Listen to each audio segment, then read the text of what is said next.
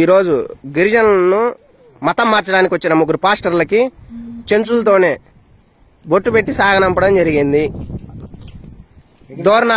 దోర్నాల మండలము బలిజేపల్లి చెంచు కాలనీ నుంచి వచ్చి మత మార్పిడి చేస్తున్నారు. ఇక్కడ వీళ్ళంతా మళ్ళీ ఎస్టీలు, చెంచులు, లంబాడీలు అని చెప్పుకునే వచ్చిన వ్యక్తులు వీళ్ళు.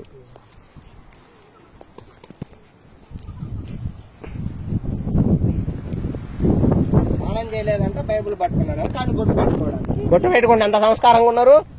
బొట్టు పెట్టుకోవడానికి మీకేమైనా ఇబ్బందా? మీకు చెబుతున్నాం ఇప్పుడే, చెంచుల్ని ఎవరైనా మతం మార్చడానికి వస్తే చెట్టుకి ఏలగడతాము, జాగ్రత్తగా ఉండండి. మీ వాళ్ళ కోసం కృషి చేయండి అయ్యా. ఏందయ్యా చేసేది? కొంచెము చచ్చిపోయేటప్పుడు ఈ బాధ ఉంటది తెలుసా?